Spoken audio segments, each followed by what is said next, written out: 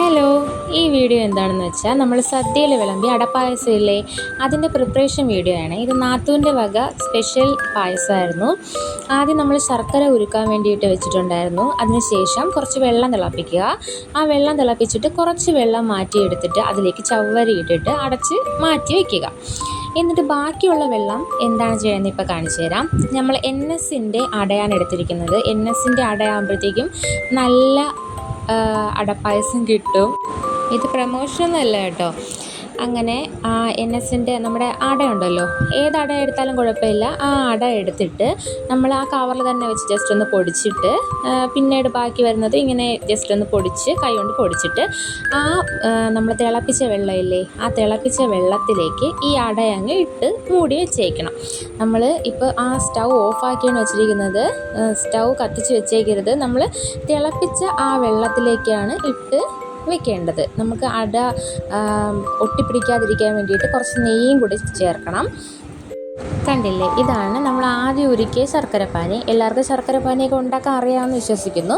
ഇനി നമുക്ക് പായസം ഉണ്ടാക്കുന്ന വീഡിയോയിലേക്ക് കടക്കാം. ആദ്യമായിട്ട് നമുക്ക് വേണ്ട പാത്രം ഏതാണ്, നമ്മളിവിടെ ഉരുളിയാണ് എടുത്തിട്ടുള്ളത്. ആ ഉരുളി വെച്ചിട്ട് ആദ്യം നെയ്യ് ഒഴിച്ച് കൊടുക്കുക. നമുക്ക് ആവശ്യത്തിനുള്ള നെയ്യ് ഒഴിച്ചതിന് ശേഷം നമ്മൾ വെള്ളത്തിലിട്ട് വെച്ചിട്ടുണ്ടായിരുന്നില്ലേ, ആ വെള്ളം വാർത്ത് കളഞ്ഞ് ആ അട മാത്രമായിട്ട് എടുത്തുകൊണ്ട് വന്ന് ആ അട ഇട്ട് കൊടുക്കണം. അട ഇട്ട് കൊടുത്തതിന് ശേഷം നമ്മുടെ ശർക്കരപ്പാനിയില്ലേ, ആ ശർക്കരപ്പാനി ഒഴിച്ച് നന്നായിട്ട് ഇളക്കി കുറുക്കി എടുക്കണം. അപ്പോൾ ആദ്യം നമ്മൾ ഈ അട ഇട്ടതിന് ശേഷം ഈ നെയ്യിൽ തന്നെ ഇട്ട് ജസ്റ്റ് ഒന്ന് ഇളക്കി കൊടുക്കണം. ഇളക്കി കൊടുത്തതിന് ശേഷമാണ് നമ്മൾ ശർക്കരപ്പാനി ഒഴിക്കുന്നത്. അപ്പോൾ ശർക്കരപ്പാനി നമ്മൾ അരിച്ചൊഴിക്കുകയാണ്. അങ്ങനെ ഒഴിച്ചിട്ട് കുറച്ച് നേരം ഒന്ന് ഇളക്കുമ്പോഴത്തേക്കും അത് നല്ലൊരു കുറുകിയ പരുവത്തിൽ വരും. നല്ല കുറുകി വന്നത് കണ്ടില്ലേ. ഇനിയാണ് നമ്മളുടെ അടുത്ത സ്റ്റെപ്പ്. നമ്മൾ തേങ്ങാപ്പാലാണ് ചേർക്കുന്നത്. തേങ്ങാപ്പാലും ചേർക്കും, നമ്മുടെ സാധാരണ മിൽമ പാൽ അതും ചേർക്കും. ഇപ്പം നമ്മൾ ചേർക്കുന്നത് 2-ാം പാലും 3-ാം പാലും കൂടെ മിക്സ് ചെയ്ത് അതാണ് ചേർക്കുന്നത്. നമ്മുടെ തേങ്ങയുടെ 2-ാം പാലും 3-ാം പാലും അങ്ങനെ അത് ചേർത്ത് നന്നായിട്ട് ഇളക്കി യോജിപ്പിക്കണം. അങ്ങനെ ഇളക്കി യോജിപ്പിച്ചതിന് ശേഷം നമ്മൾ നേരത്തെ മിക്സ് ചെയ്ത് വെച്ചിരുന്ന ചവ്വരിയില്ലേ, ആ ചവ്വരി ചേർക്കാം. ചവ്വരി ചേർത്ത് വീണ്ടും നമ്മൾ നന്നായിട്ട് ഇളക്കി കൊടുക്കണം. ഇങ്ങനെ ഇളക്കി കൊടുത്തുകൊണ്ടിരുന്ന സമയത്ത് മോള് ചെറുതായിട്ടൊന്ന് ബഹളം വെച്ചു. അങ്ങനെ ഞാൻ ക്യാമറയും കൊണ്ട് അങ്ങ് പോയായിരുന്നു. ചെറുതായിട്ടൊന്ന് നിർബന്ധം പിടിച്ചായിരുന്നേ. അപ്പോഴത്തേക്കും നമ്മുടെ പായസത്തിൽ പെട്ടെന്നാവണമല്ലോ, അങ്ങനെ അതിലേക്ക് പാലൊഴിച്ചിട്ടുണ്ടായിരുന്നു. അത് വീഡിയോ എടുക്കാൻ പറ്റിയില്ല. അപ്പം മിൽമ പാലാണ് ഒഴിച്ചത്, കവർ പാലാണ് ഒഴിച്ചത്. അങ്ങനെ ആ പാലൊഴിച്ചതിന് ശേഷം നമ്മളുടെ 1-ാം പാല് ഒഴിച്ചു കൊടുക്കണം.